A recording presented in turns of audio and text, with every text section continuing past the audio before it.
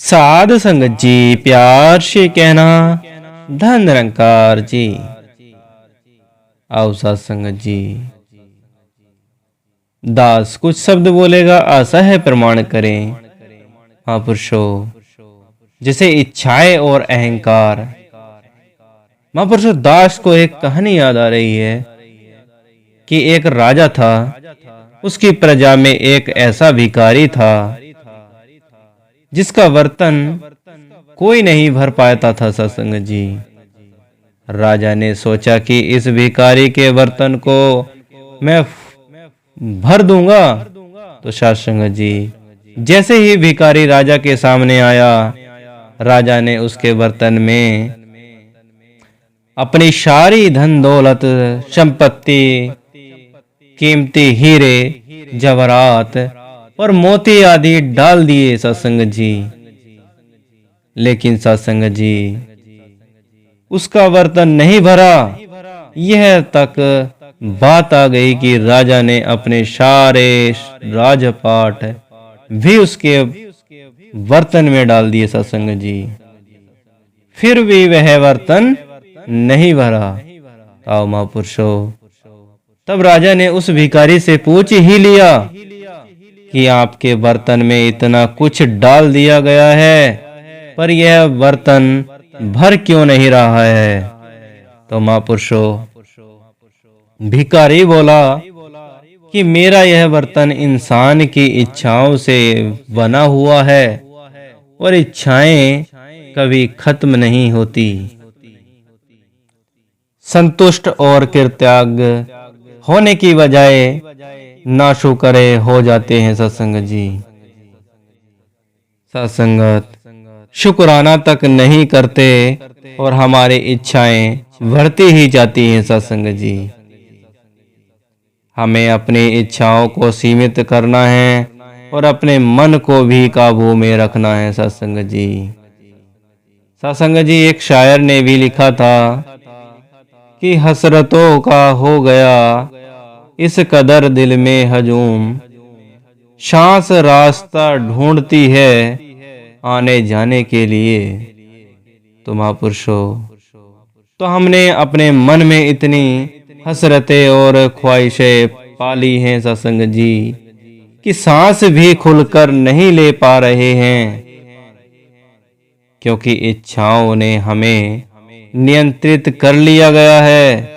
हम अपने इच्छाओं के नीचे इतना दब गए हैं कि सांस भी घुट घुट कर ले रहे हैं। सत्संग जी, सांस तो शायद फिर भी जैसे तैसे रास्ता बना ले गई, पर कहीं ऐसा नहीं है कि हमने अपनी इच्छाएं इतनी बढ़ा ली है। सत्संग जी, कि निरंकार को ही दूर कर दिया गया है। सत्संग जी, सत्संग जी, जीवन की जीते जी भौतिक इच्छाओं में इतना उलझ गए हैं कि अंग संग रहने वाले शाश्वत निरंकार को ही भुला दिया है। आओ महापुरुषों, गहराई से सोचा जाए तो क्या हर तरह की इच्छाएं पूरी हैं? यदि हमारी सेहत ठीक नहीं है, हम निरंकार से अरदास करते हैं कि दातार सेहत बख्शो, ताकि हम दौड़ दौड़ कर सेवा कर सकें। यह कोई भी ऐसी इच्छाएं कि हम अपने परिवार के सदस्यों से कुछ समय से नहीं मिल पाए, दातार कृपा करना उससे मुलाकात हो जाए।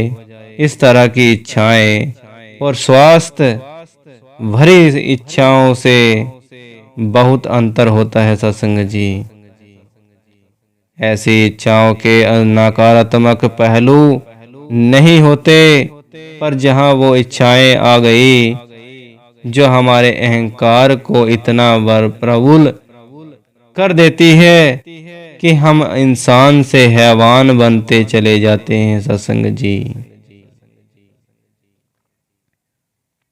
सत्संग जी, जैसे अगर हमारी सेहत ठीक नहीं और हम चाहते हैं कि सेहत इसलिए ठीक होनी चाहिए कि हम लूट मार कर तबाही मचाएं, तो हम सिर्फ इरादे की ही होती है।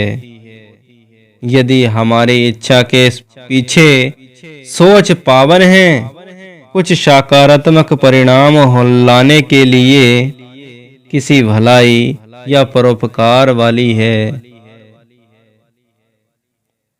वह इच्छा तो बुरी नहीं है, फिर भी हमने निरंकार की इच्छा में रहना है सत्संग जी। क्योंकि निरंकार को ज्यादा पता है कि हमारे लिए क्या बेहतर है, और हमारे हिस्से में वही आएगा जो हमारे लिए बेहतर है। तो महापुरुषों, इच्छाओं को पूर्ण करने वाला भी यही है। यदि मन में कोई इच्छा जन्म ले लेती है सत्संग जी, तो उसको ग्रह ज्ञान को तराजू में डालकर विवेक या चेतनता से सोचकर कि क्या मेरी यही इच्छा मेरी तथा औरों की भलाई के लिए, या यह इच्छा पूर्ण होते ही मैं अपना और आसपास वालों का नुकसान करूंगा। तो सत्संग जी, कुछ इच्छाएं तो वह बहुत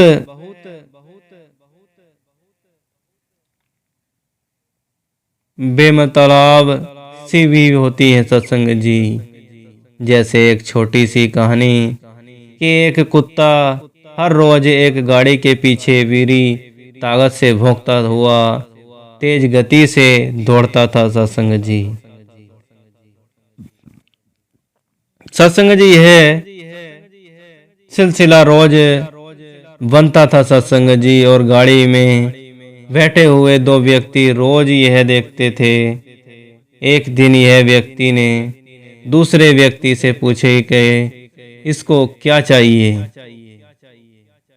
जो रोज हमारे पीछे इस तरह भागता है। गाड़ी चलाने वाले दोस्त ने कहा कि मेरी यह समस्या नहीं है कि यह कुत्ता रोजाना ऐसा करता है, मैं यह सोच रहा हूं कि अगर यह हमसे आगे निकल भी गया तो भी इसे क्या हासिल होगा। आओ महापुरुषों, यह क्या प्राप्त कर लेगा। ऐसे ही हमारी भी कई इच्छाएं बेमतलब की होती हैं सत्संग जी। हम भी देख कि कहीं हम भी किसी ऐसी इच्छा को पकड़कर तो नहीं बैठे जिसका कोई परिणाम नहीं है। आओ महापुरुषों, जिससे कि कुछ मिलने वाला नहीं है, कहीं ऐसी इच्छाएं की वजह से हमने अपने मन को चैन तो नहीं गवा दिया। हमें यह सोचकर है, हमें यह सोचना है, जहां सेवा की बात होती है तो एक शब्द आता है निरीक्षित, यानी इच्छा के बिना उस अवस्था तक पहुंचना बहुत मुश्किल है कि हम इच्छा रहित हो गए हैं सत्संग जी। हमने जीवन में सही संतुलन बना लिया है, विवेक से काम लेना है सत्संग जी। सत्संग जी प्यार से कहना, धन निरंकार जी।